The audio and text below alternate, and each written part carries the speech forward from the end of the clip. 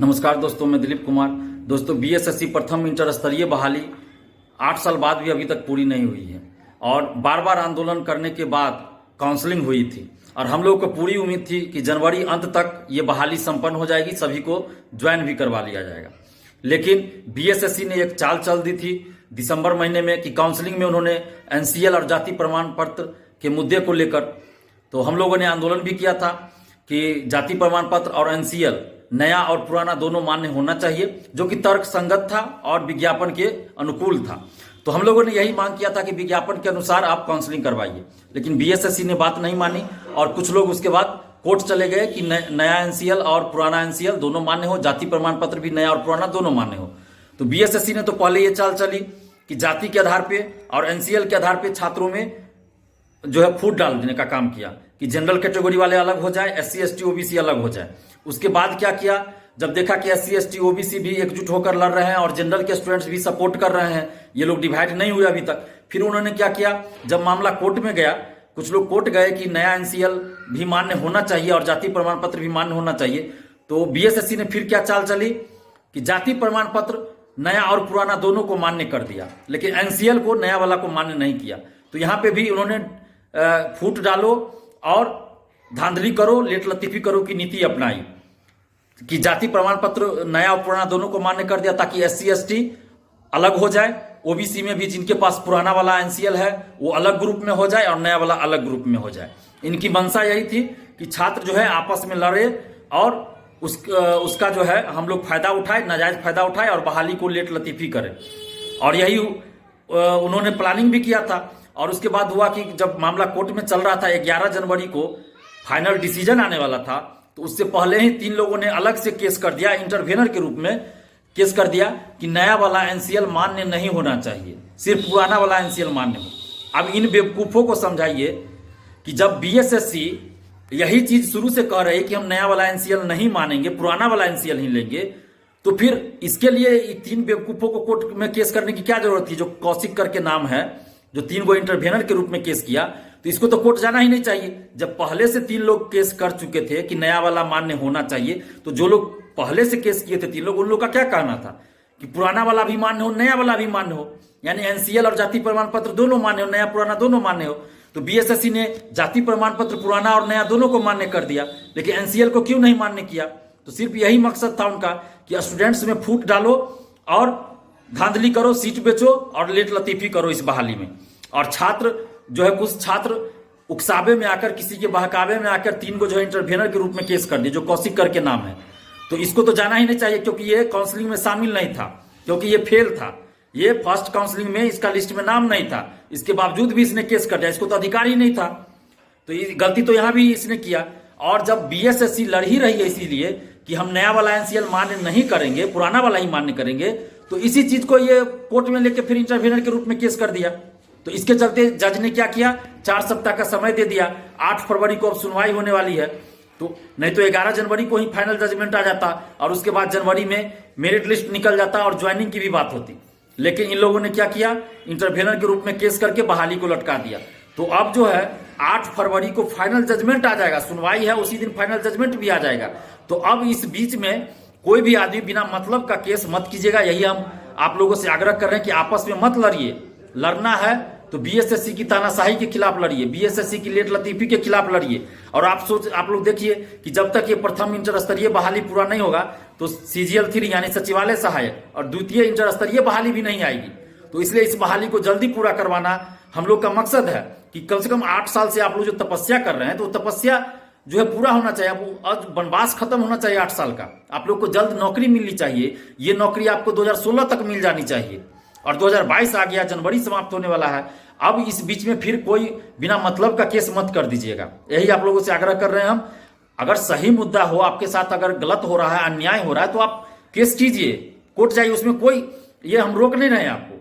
लेकिन जब इस मुद्दे पे पहले से केस था, कोर्ट में चल ही रहा था, फिर आपको अलग से केस करने की, इंटरवेनर के रूप में केस करने की क्या जरूरत थी? आपके पास इतना पैसा कहां से आ गया? बेवजह आप केस कर दिए। जब बीएसएससी उसी के लिए लड़ रही है तो फिर आप उसी चीज को आप अलग से इंटरवेनर के रूप में केस कर दिए। इतना पैसा आप लोग के पास कहां से आ गया? तो ये सब मत कीजिए। हम जान रहे हैं कि ये 3 को जो इंटरवेनर के रूप में केस किया है, ये अपने मन से नहीं किया, इसको उकसाया गया है, बहकाया गया है और शिक्षा माफियाओं के द्वारा और बीएसएससी के साजिश के तहत ये केस करवाया गया है। तो आप तमाम जो परीक्षार्थी हैं, आप लोगों से आग्रह कर रहे हैं कि किसी के बहकावे में मत आइए आप लोग, और एकजुट रहिए। और जब तक आप लोग एकजुट नहीं रहिएगा तो ये बहाली पूरी नहीं होगी, सीट खाली रह जाएगी इसमें, और आप लोग बेरोजगार रह जाइएगा। हम बार बार आप लोग को चेतावनी दे रहे हैं कि आप लोग एकजुट रहिए। दिलीप कुमार आप लोग के साथ शुरू से रहा है और हर मुसीबत में आपके साथ खड़ा रहा। ऐसा नहीं कि हम बोल रहे हैं और जब जरूरत पड़ा तो हम नहीं आए।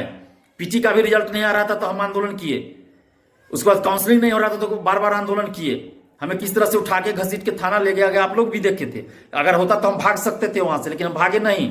तो दिलीप कुमार जो कहता है वो करता है, ये नहीं कि सिर्फ हम बोल रहे हैं। तो आप लोग के साथ हम शुरू से हैं और अभी हैं और आगे भी रहेंगे। लेकिन आप लोग भी तो हमारी बात मानिए। जो लोग उठ रहे हैं केस कर दे रहे हैं, अरे कम से कम हमसे भी तो पूछ लेते। हम किसी का अहित तो नहीं कर रहे हैं, हम किसी के बारे में गलत नहीं सोच रहे हैं। हम इस बहाली में हमको नौकरी भी नहीं लेने हैं, तो आप ही लोगों के लिए हम लड़ रहे हैं। तो कम से कम आप लोग कोई कदम आगे उठा रहे तो हमसे पूछ भी लेते। जो लोग इंटरवेनर के रूप में केस किए, एक बार हमसे पूछ भी लेते कम से कम। उसके बाद आप कोर्ट जाते लेकिन कम से कम एक बार राय तो ले लेते, हमसे पूछ तो ले लेते। हम ऐसा तो नहीं कि किसी खास कैटेगरी के लिए लड़ रहे हैं, हम तो सबके लिए लड़ रहे हैं। काउंसलिंग जब नहीं हो रहा था तो कोई भी नहीं सामने आ रहा था। जब बीएसएससी ने नोटिस जारी किया तो कोई सामने नहीं आ रहा था, कोई बोल नहीं रहा था। तो उस समय सिर्फ अकेला दिलीप कुमार बोलने के लिए तैयार हुआ और आंदोलन के लिए तैयार हुआ। और जब दिलीप कुमार ने आंदोलन का आगाज किया तब बीएसएससी ने नोटिस दिया और काउंसलिंग हुआ। तो आप लोग इस चीज को याद रखिए कि दिलीप कुमार डरता नहीं है किसी से। जहां भी गलत होगा वहां हम विरोध करेंगे और आप लोग के साथ हमेशा थे, आगे भी रहेंगे और अभी भी हैं और आगे भी रहेंगे। बस आप लोग कम से कम कुछ करते हैं तो हमसे भी पूछ लेते आप लोग। तो जो लोग भी इंटरवेनर के रूप में केस किए हैं वो लोग केस अभी भी आप वो लोग वापस ले लीजिए केस, क्योंकि आप लोगों ने बहुत बड़ी गलती की है। आपको केस करने का कोई अधिकार भी नहीं था, आपने केस कर दिया। अगर कोर्ट चाहेगा तो आप पे फाइन कर सकता है, 1 लाख 2 लाख 3 लाख का जुर्माना कर सकता है आप लोगों पे, क्योंकि आप लोगों ने कोर्ट का समय बर्बाद किया है और हजारों स्टूडेंट्स का भविष्य बर्बाद किया है आप लोगों ने। 1 महीना जो लेट हुआ है आप लोग के चलते हुआ है। तो आप लोग अभी भी वक्त है, जो भी इंटरवेनर के रूप में केस किए केस वापस ले लीजिए। नहीं तो ऐसा ना हो कि कोर्ट आप पे जुर्माना कर दे। और ये जो हजारों लोगों का आप लोगों ने भविष्य खतरे में डाल दिया, 1 महीना लेट कर दिया। अगर आप सोचिए कि कोरोना का जो लहर आ गया, अगर आंदोलन कर करके हम लोगों ने काउंसलिंग नहीं करवाया होता तो अभी काउंसलिंग भी नहीं होती। 2022 पूरा हो जाता, खत्म हो जाता, काउंसलिंग भी नहीं हो पाता, 2022 लास्ट तक काउंसलिंग होता। तो हम लोगों ने कैसे कैसे करके मतलब पूरा खतरा मोल लेके आंदोलन कर करके काउंसलिंग करवा दिया। हम लोग चाहते हैं कि जल्द बहाली पूरा हो। और आप लोग अब जब काउंसलिंग हो गया तो अपने मन से जिसको मन हो रहा है कोर्ट चले जा रहे हैं, केस कर दे रहे हैं बिना मतलब के। तो जो लोग भी इंटरवेनर के रूप में केस किए हैं वो लोग केस वापस ले लीजिए, अन्यथा ऐसा ना हो कि आप पे जुर्माना हो जाए। कोर्ट अगर ऐसा कर दे तो आप पे जुर्माना भी किया जा सकता है।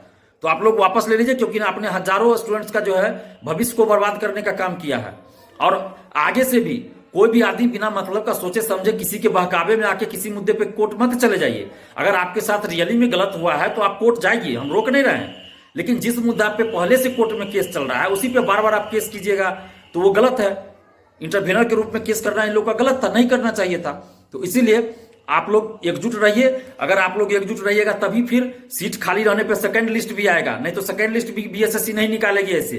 तो ये बात ध्यान रखिए कि आप लोग एकजुट रहिए, चाहे आप जनरल कैटेगरी के हो, SC ST हो, OBC हो, कोई कैटेगरी के हो, आप सिर्फ स्टूडेंट्स हैं। आप स्टूडेंट्स हैं, इस बात को ध्यान रखिए और एकजुट रहिए। और जहां भी किसी के साथ भी गलत हो एक दूसरे का साथ दीजिए उसमें। ऐसा नहीं कि उसके साथ गलत हो रहा था हम क्यों दे, नहीं, ऐसा नहीं होना चाहिए। किसी के साथ भी अब काउंसलिंग जब नहीं हुआ था तो सभी लोग एकजुट होकर लड़ रहे थे। अब काउंसलिंग हो गया तो क्या हम लोग बंट जाएंगे, SC ST OBC या जनरल अलग अलग कैटेगरी में बंट जाएंगे? ऐसा नहीं होना चाहिए।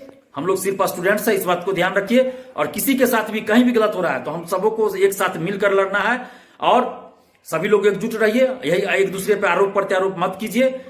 जो भी अभी तक कर रहे थे बंद कीजिए और सभी लोग एकजुट होकर आवाज उठाइए और ये बहाली जल्द पूरा हो, इसके लिए हम लोग को प्रयास करना है। और 8 फरवरी को जो कोर्ट में सुनवाई है हम उम्मीद करते हैं उसी दिन फाइनल जजमेंट आ जाएगा और इस बहाली में एक भी सीट खाली ना रहे। तो इसके लिए जरूरत है कि सीट अगर खाली रहती है फर्स्ट काउंसलिंग के बाद तो सेकंड लिस्ट भी आना चाहिए। तो इसके लिए हम लोग को एकजुट रहना पड़ेगा। अगर हम लोग एकजुट नहीं रहेंगे तो फिर सेकंड लिस्ट बीएसएससी नहीं निकालने वाली है, ये बात ध्यान रखिएगा। इसलिए हम लोग एकजुट रहें। आप सभी से हम हाथ जोड़कर विनती कर रहे हैं कि सभी लोग एकजुट रहिए और इस बहाली को जल्द से जल्द पूरा करवाने के लिए एकजुट होकर आवाज उठाते रहिए। और बीएसएससी से भी हम अपील कर रहे हैं कि आप जो है कोर्ट का बहाना बनाकर लेट लतीफी मत कीजिए और इस बहाली को जल्द पूरा कीजिए, क्योंकि 8 साल बीत चुका है। अब और ज्यादा इंतजार मत करवाइए और कोर्ट में जो केस चल रहा है उसका आप चाहिएगा तो तुरंत समाधान हो जाएगा। आप बार बार टाइम पास मत करवाइए और जल्द से जल्द इस बहाली को पूरा करवाइए। और आप तमाम परीक्षार्थियों से आग्रह कर रहे हैं कि किसी के बहकावे में मत जाइए, कोई कुछ बोल रहा है उस पर बहकावे में मत जाइए, और अपने दिमाग से और दिल से काम कीजिए, और बिना मतलब का जो है सो जो जिस मुद्दा पे नहीं जाना चाहिए उस मुद्दा पे केस करना, ये कोई बुद्धिमानी वाली बात नहीं हुई। अब देखिए, जो इंटरवेनर के रूप में केस कर दी, इन्होंने बहुत गलत कर दिया। जब उस मामले पे कोर्ट में केस चल ही रहा था, आयोग लड़ ही रहा है, तो फिर अलग से केस करने की जरूरत ही नहीं थी।